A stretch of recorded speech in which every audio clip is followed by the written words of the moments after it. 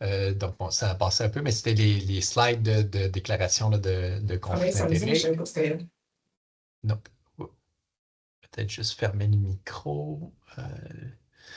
Donc, j'ai pas de conflit d'intérêt pour la présentation. La capsule, en fait, il y a eu une mise à jour là, en 2023, mais que c'est sorti un petit peu après là, sur les guides de pratique canadiens sur la maladie bipolaire. Donc, le but, c'est de présenter un peu là, cette mise à jour. Au niveau des objectifs, il y a de revoir le diagnostic de trouble bipolaire, donc de rappeler là, certaines notions pour s'assurer que ça soit clair là, pour tout le monde, de discuter des principaux traitements qui existent, puis de survoler les principales recommandations là, justement de la mise à jour du guide de pratique canadien du CanMat. Donc, vous commencez à être habitué, mais je vous invite là, à sortir vos cellulaires pour le Slido.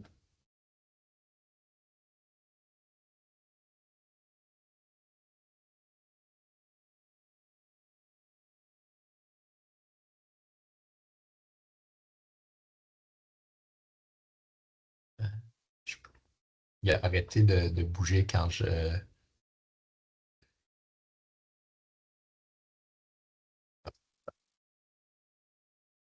Pour ceux qui sont plus auditifs, je peux vous lire la première question. Donc, pour diagnostiquer un trouble bipolaire de type 1, il faut que la personne présente au cours de sa vie au moins un épisode dépressif et un épisode de manie.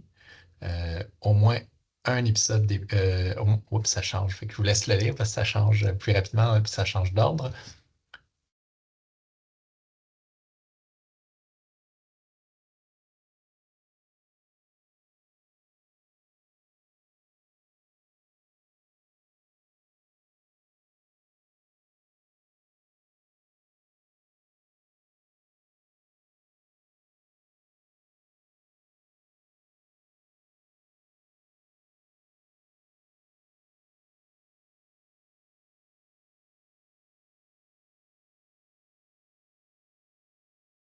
C'est encore un 30 secondes.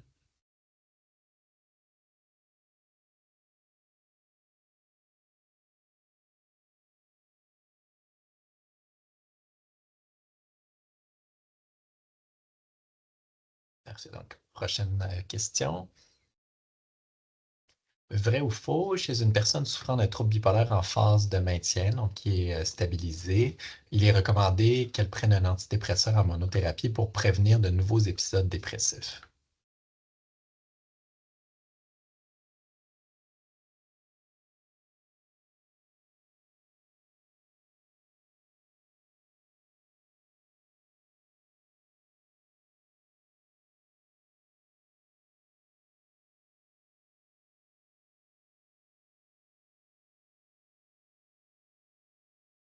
Parfait. Donc, prochaine diapo. Donc, je vous ai mis là, les deux guides. Donc, on va s'attarder là, plus sur la mise à jour. La mise à jour ressort les grandes lignes, mais il va beaucoup moins dans le détail là, que le guide complet. Donc, je vous ai mis aussi la référence là, du guide qui était sorti en 2018, qui détaille davantage là, les recommandations. Prochaine diapo. Pour comprendre les recommandations du CanMat, c'est important d'avoir une idée de comment il l'organise. Donc, pour décider quels traitements vont être des traitements de première ligne, de deuxième ligne ou de troisième ligne, il se base sur le niveau d'évidence. Quand on parle du niveau d'évidence, c'est quoi la qualité et la quantité des études qui ont été faites? C'est quoi le type d'étude qui a été fait? Est-ce que c'est une étude randomisée, contrôlée ou une méta-analyse? Ou est-ce que c'est des plus petites études avec moins de groupes comparatifs, là, par exemple. Mais en plus du niveau d'évidence, il regardait aussi ben, c'est quoi l'expérience clinique, c'est quoi la sécurité, la tolérabilité de la médication. Donc, une médication qui est montrée très efficace, mais qui a beaucoup, beaucoup d'effets secondaires. Mais c'était possible là, qu'ils décident de le descendre en deuxième ligne. C'est quoi les risques de virage affectif? Donc, c'est quoi les conséquences potentielles, donc qu'un médicament déclenche un épisode soit dépressif, soit maniaque. Et c'est quoi la capacité à couvrir plusieurs phases de maintien. Donc, ça, ce que ça veut dire, c'est s'il y a un médicament qui est très, très bon pour la manie, mais qui est absolument pas bon pour prévenir les épisodes quand la personne est stabilisée ou pour traiter la dépression, ben, ils vont le classer plus bas qu'un médicament qui est très bon pour la manie, mais qui couvre également les épisodes dépressifs et les épisodes de maintien. Puis, il peut y avoir des variations selon le type de trouble et selon le type de phase.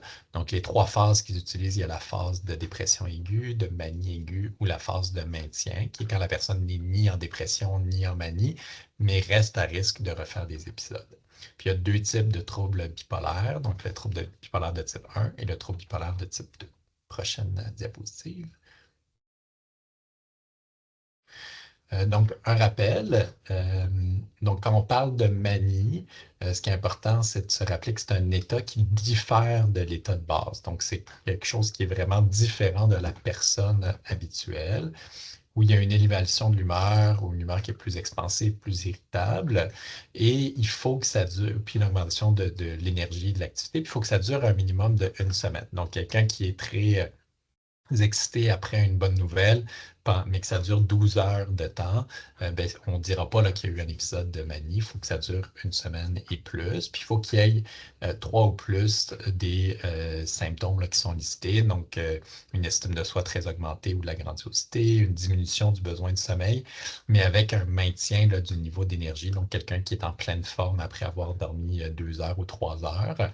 La personne va se mettre à parler beaucoup plus, avoir des pensées qui sont accélérées, qui peuvent aller jusqu'à ce qu'on appelle la fuite des idées, où les idées vont tellement vite que lorsqu'on les écoute, ça change d'un sujet à l'autre. Plus de distractibilité, une agitation ou l'augmentation des activités vers un but. Quand on parle d'activité vers un but, ça peut être un but social, scolaire, travail, un grand projet d'entrepreneuriat et un engagement excessif dans des activités agréables. Donc, ça peut être des activités sexuelles, ça peut être une augmentation des dépenses au niveau financier, par exemple. Il faut que ces changements-là apportent un dysfonctionnement ou mènent à une hospitalisation. Il ne faut pas que ça soit induit, que ce soit par les substances ou par d'autres troubles au niveau médical. Puis, il peut y avoir une série de caractéristiques, dont la possibilité d'avoir des symptômes psychotiques. Donc, c'est assez fréquent que dans les épisodes de manie, certaines personnes, les symptômes soient suffisamment intenses pour développer pendant l'épisode de manie là, des symptômes psychotiques. Quand on parle de l'hypomanie, c'est les mêmes critères qui diffèrent également là, du niveau de base de la personne. Ça prend une durée un peu plus courte, donc minimum 4 jours ou plus, mais il faut que tous les symptômes soient suffisamment plus atténués pour pas que ça ait d'impact sévère pour avoir une altération du fonctionnement. En fait, des fois, en hypomanie, les gens sont même un peu hyper fonctionnels et il ne faut pas que ça mène à une hospitalisation. Il ne faut pas que ça soit non plus suffisamment sévère pour que la personne ait des symptômes psychotiques. Donc, c'est les mêmes symptômes de la manie, mais moins intenses sans l'impact fonctionnel également. Prochaine diapositive. Je ne vous ai pas mis les critères là, de dépression parce que c'est les mêmes que la dépression unipolaire. Puis il y avait une capsule l'année dernière là, sur le sujet là, que je vous invite à aller écouter au besoin. Il y a deux types de troubles bipolaires. Donc le type 1, aussitôt que la personne a un épisode maniaque, un épisode de manie qui n'est pas induit par une substance ou par une autre pathologie, il n'y a pas nécessairement besoin d'avoir eu un épisode dépressif. On va dire qu'il y a un diagnostic de maladie bipolaire. C'est possible, par contre, une fois qu'on a eu un épisode de manie, d'avoir aussi des épisodes dépressifs ou des épisodes hypomaniaques, mais ce n'est pas nécessaire pour avoir le diagnostic. Puis c'est très variable d'une personne à l'autre. Il y a des gens qui vont avoir, un peu comme le cas que j'ai présenté, un épisode de manie suivi d'un épisode dépressif, puis après ça, d'une restabilisation vers un épisode euthymique. Mais il y a des gens qui font uniquement des épisodes de manie, qui n'ont jamais d'épisode dépressif, puis qui ont quand même le diagnostic de trouble bipolaire de type 1. Le trouble bipolaire de type 2, Là, il faut avoir les deux côtés. Donc, il faut avoir un épisode d'hypomanie, plus avoir eu au moins un épisode dépressif dans sa vie. Puis, il ne faut jamais avoir eu d'épisode d'intensité maniaque. Donc, dès qu'on a fait un épisode de manie, on tombe dans la catégorie bipolarité de type 1. Puis, il faut à chaque fois que ça ne soit pas mieux expliqué par d'autres troubles. Donc, avec ces définitions, ben, on voit que les gens peuvent aussi des fois changer de catégorie. Donc, quelqu'un pourrait avoir eu un diagnostic de maladie bipolaire de type 2. Donc, la dame que j'ai présentée en rétrospective, elle rapportait avoir eu 2 épisodes d'hypomanie qui n'avaient pas été diagnostiqués. Puis, elle avait déjà eu un épisode dépressif auparavant. Mais elle aurait pu avoir un diagnostic de bipolarité de type 2. Puis, une fois qu'elle a eu son épisode de manie, mais là, ça aurait changé pour une maladie bipolaire de type 1. Prochaine diapositive. Les enjeux diagnostiques, ben, c'est souvent pas évident de faire le diagnostic. C'est pas évident, surtout avec la maladie bipolaire de type 2, parce que justement, les épisodes d'hypomanie ben, ont par définition moins d'impact fonctionnel, puis sont moins sévères. Les gens, la plupart du temps, se sentent plutôt bien dans ces épisodes et ils ne viennent pas nécessairement consulter tout le temps pour un épisode comme ça. Puis il faut que ça diffère de l'état normal de la personne. Donc, c'est important de connaître un peu la personne. Si on rajoute à ça certaines comorbidités, notamment l'utilisation de troubles d'usage, qui peuvent influencer aussi l'humeur de la personne, mais ça peut devenir assez challengeant, assez difficile de faire le diagnostic. Donc, il y a certaines pistes de solutions, puis certains types de situations cliniques qui vont nous faire penser un peu plus à la maladie bipolaire. Donc, pour essayer d'avoir ces informations, on va s'attarder à l'historique de la personne. On va essayer d'obtenir de l'information collatérale, que ce soit auprès des proches, auprès des anciens soignants ou des dossiers antérieurs. Le suivi dans le temps. Je pense que la dame que j'ai présentée est un bon exemple. Des fois, avec le suivi, ben, les choses se précisent. Que la personne tienne un journal de l'humeur, ça peut aider aussi, où chaque jour, la personne va décrire son humeur, ce qui permet après ça, en rétrospective, d'avoir une meilleure idée là, de c'est quoi les fluctuations. Puis ils ont essayé de faire certains questionnaires, comme le Mood Disorder Questionnaire, mais c'est des questionnaires qui restent peu sensibles, peu spécifiques.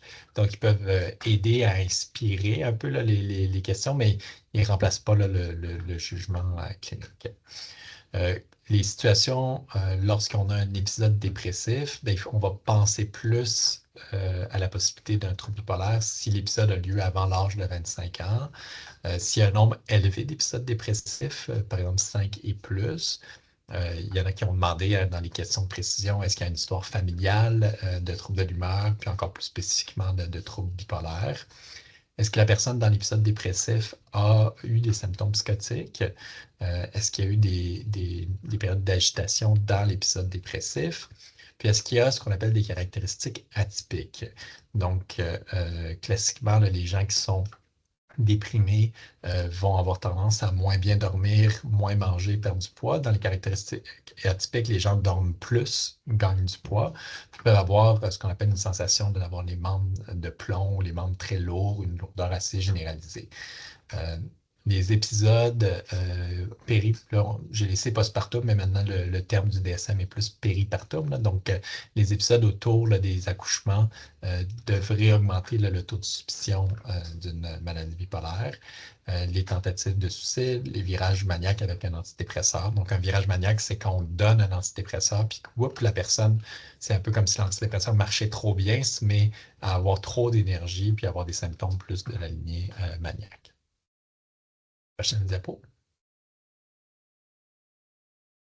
Les comorbidités, donc au niveau du trouble d'usage, c'est assez fréquent. Hein, donc, c'est pas loin de 1 tiers à 50% là, des patients qui ont un trouble bipolaire qui vont aussi avoir un trouble d'usage, ce qui peut contribuer aussi là, aux questions diagnostiques. Pareil, dans le cas, là, vous avez bien soulevé, c'est quoi le rôle du cannabis, de l'augmentation de la consommation? Est-ce qu'elle a vraiment un trouble bipolaire ou est-ce que c'était induit? Donc, c'est des questions qu'on se pose souvent puis qu'on n'a pas tout le temps la réponse parfaite. Puis en général, ben, le trouble d'usage, ça amène moins de rémission, plus d'hospitalisation, plus de risques là, au niveau suicidaire. Il y a d'autres comorbidités aussi, là, les plus fréquentes. On va parler du trouble anxieux, du trouble de personnalité, puis du déficit d'attention. Prochaine diapo.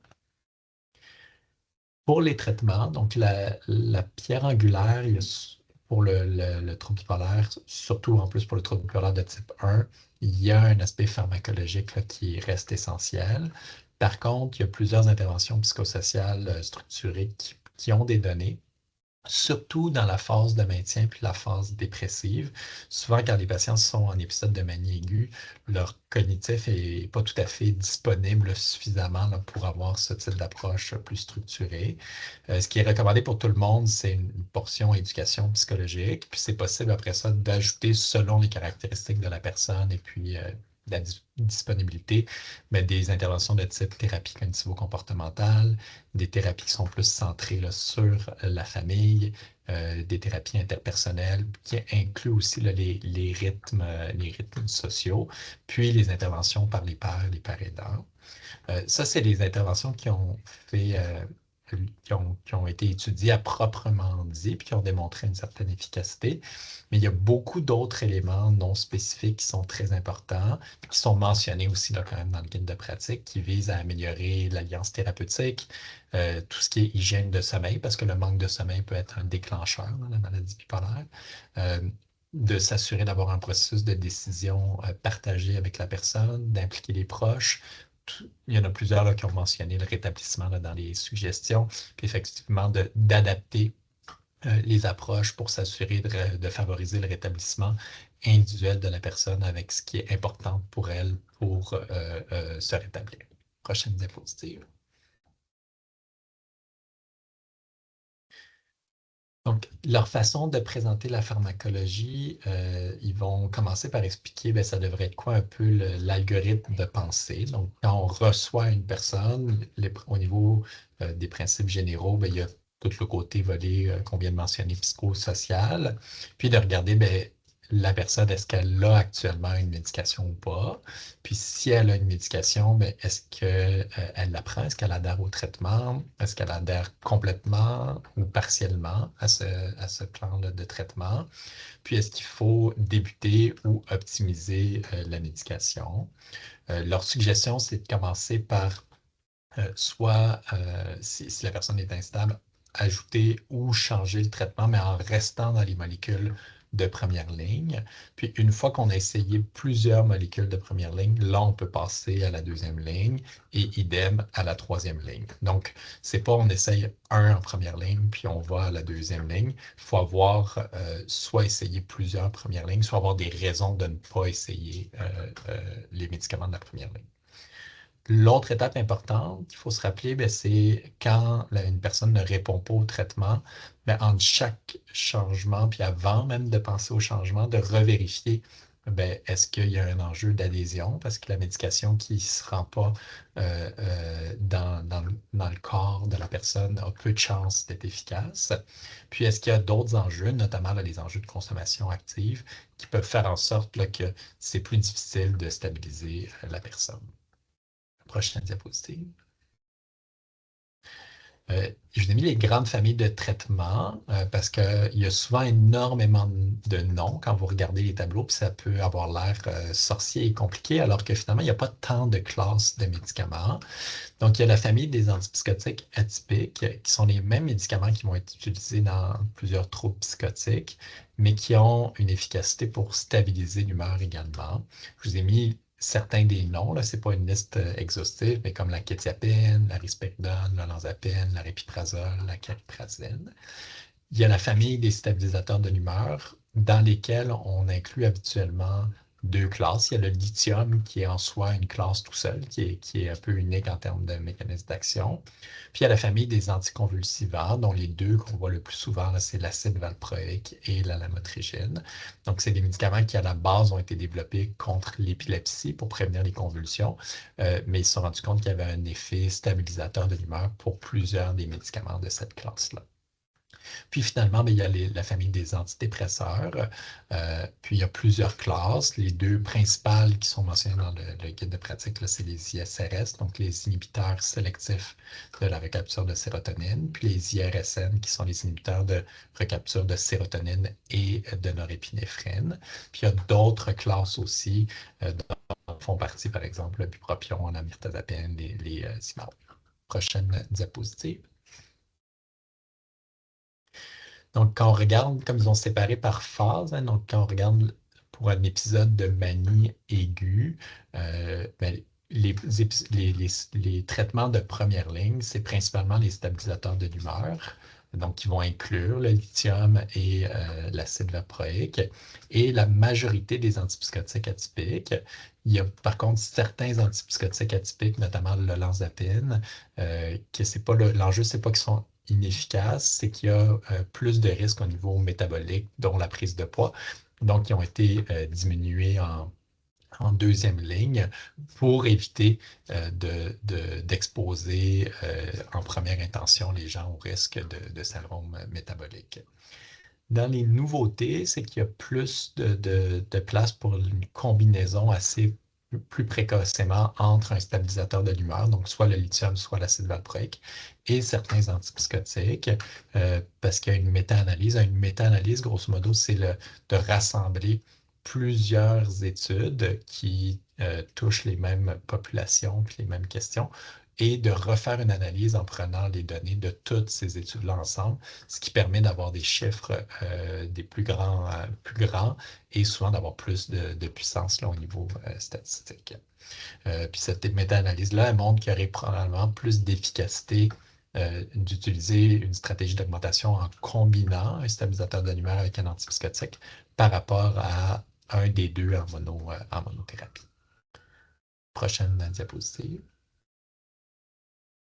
Pour la phase dépressive, donc en première ligne, il y a certains des antipsychotiques atypiques, mais pas la majorité. Donc, les principaux, c'est la quétiapine et la cariprazine. La cariprazine, c'est un médicament qui ressemble un peu à l'aripiprazole. Donc, c'est ce qu'on appelle un agoniste partiel des récepteurs à dopamine.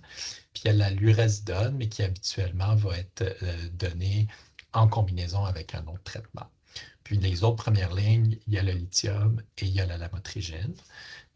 La lamotrigine, qui est un anticonvulsivant, c'est un médicament qui a surtout des propriétés antidépressives, qui a peu d'efficacité pour les symptômes de manie. Puis dans les nouveautés, ben, il y a justement la cariprazine, qui est maintenant approuvée là, même en monothérapie pour la dépression bipolaire.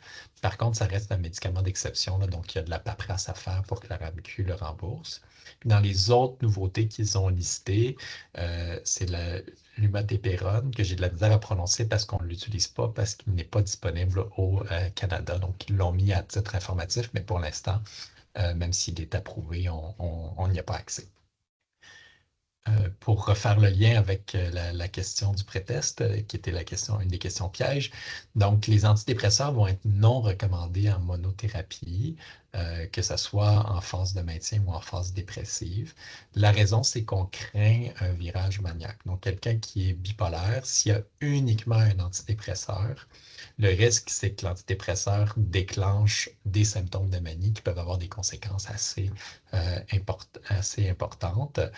Donc, on ne veut pas utiliser un antidépresseur à moins qu'il y ait un autre médicament qui stabilise l'humeur déjà en place.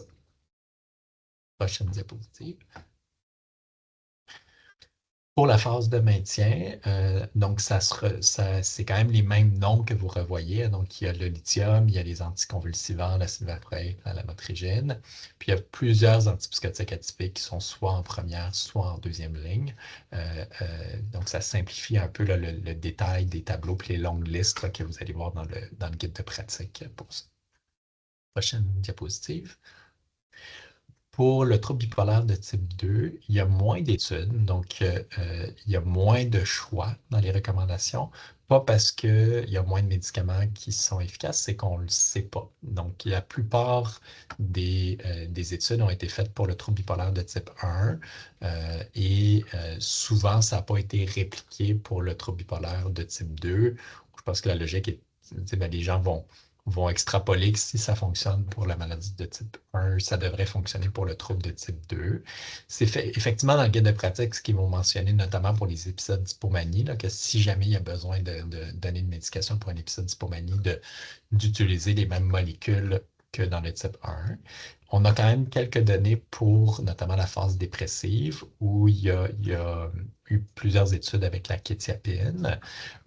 Puis les autres molécules comme le lithium, la lamotrigine vont être en deuxième ligne, surtout parce que la qualité des évidences sont moins grandes.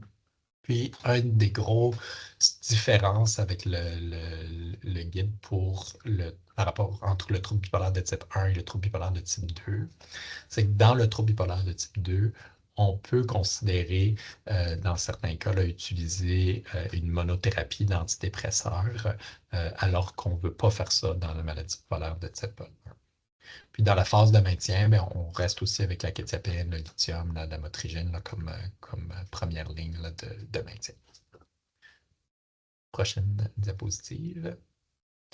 Donc, si on résume là, au niveau des messages clés, ben, le trouble bipolaire, ça demeure parfois complexe à diagnostiquer, surtout en présence de comorbidités, dont les différents troubles d'usage. Le suivi dans le temps, l'information collatérale, l'historique, l'utilisation avec un S et non un Z d'un journal de l'humeur peuvent être utiles. Puis, ces infos-là peuvent aussi être utiles pour aider le médecin de la personne à faire le diagnostic. Donc, si vous avez un suivi dans le temps, d'être à l'affût des symptômes puis de ces variations-là de l'humeur peuvent aider au diagnostic. Deuxième point clé, ben, donc, bien que le traitement pharmacologique reste essentiel, il y a plusieurs approches psychosociales qui sont indiquées en phase dépressive et de maintien. Les antipsychotiques atypiques, le lithium, certains anticonvulsivants font partie des principales molécules utilisées dans le traitement du trouble bipolaire. Donc, si vous vous rappelez là, de ces trois familles-là, vous allez déjà avoir une bonne idée des traitements. Puis de se rappeler qu'un antidépresseur en monothérapie ne devrait pas être indiqué dans le trouble bipolaire de type 1 en raison là, du risque d'induire un virage maniaque. Prochaine diapositive qui étaient donc les réponses. Donc, pour diagnostiquer un trouble bipolaire de type 1, il faut que la personne présente au cours de sa vie. Donc, il suffit d'avoir eu un épisode de manie, que ce soit avec ou sans caractéristiques psychotiques, puis que cet épisode-là ne soit pas induit par une substance ou un trouble médical pour avoir le diagnostic de maladie bipolaire de type 1. Ce n'est pas obligatoire d'avoir et un épisode dépressif et un épisode de manie. Prochaine question. Donc, le vrai ou faux, est-ce qu'il est recommandé qu'une personne qui a un trouble bipolaire de type 1 prenne un antidépresseur en monothérapie? Pour le type 1, la réponse est faux parce qu'on a peur du virage maniaque. Et je pense que, donc, je vous ai mis les références là, des deux guides de pratique pour ceux que ça intéresse. Je pense que j'ai respecté le temps, donc on va avoir le temps s'il y a certaines questions.